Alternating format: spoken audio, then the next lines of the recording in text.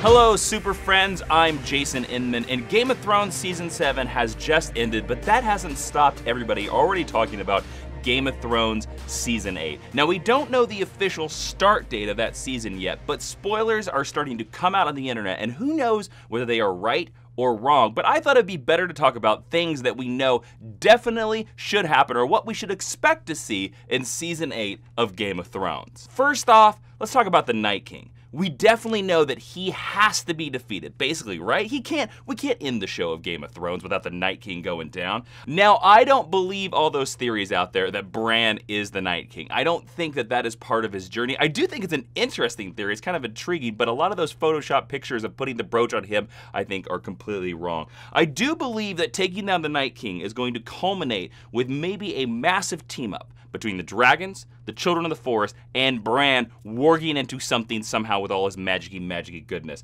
But we do know that Night King has got to drop before the series ends.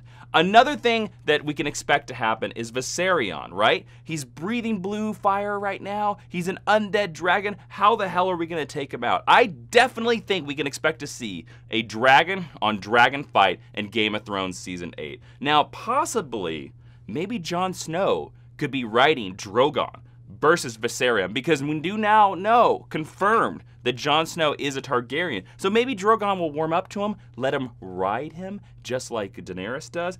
But I wonder as well if possibly there is a theory out there that maybe Bran will warg into Viserion, and that maybe that is the way how Viserion becomes from a bad dragon to a good dragon. I actually think that would be a very interesting thing to see, and I think that would be a fascinating way to take Bran's journey on. Speaking of deaths, I think we can expect to see Daenerys dying. Yeah, I know, it's shocking, but I think that everything in her journey is leading towards this point. But I don't think she'll die before, major prediction, she gives birth to her and Jon Snow's son.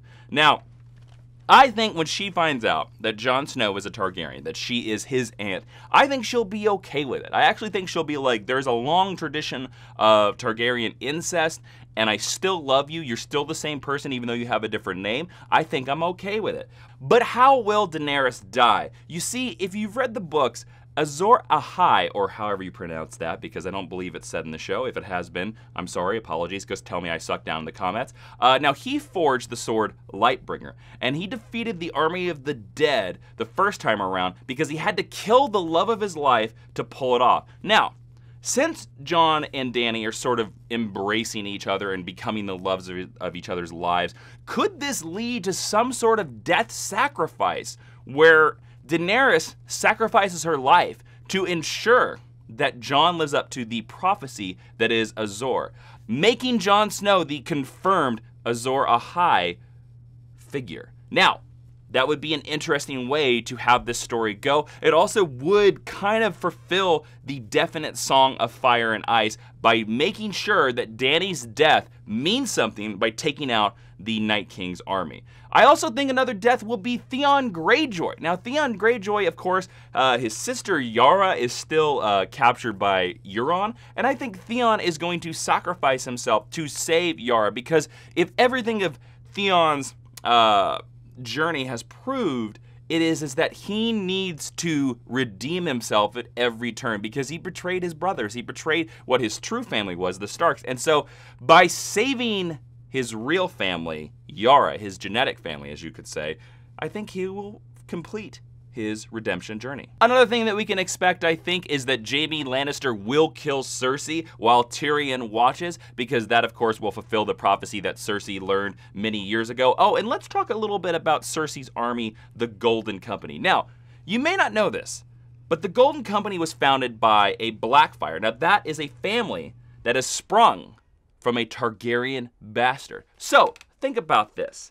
This is a company that is sort of loyal to Targaryens, right? What are they gonna find? What are they gonna think when they find out that Jon Snow is the actual heir to the Iron Throne? I predict that this Golden Company will turn against Cersei and maybe stand behind Jon Snow. Now, those are some of my thoughts on what we can expect in Game of Thrones Season 8, but there have been plenty of spoilers that have leaked online on 4chan and Reddit, and even though the producers have claimed that these rumors are false, There are some pretty interesting ideas in these rumors that I think might actually legitimately happen. Here are some of these that they're being purported. They're saying that there's going to be a massive battle at Winterfell in episode 2 between the Night King's army and all the other armies.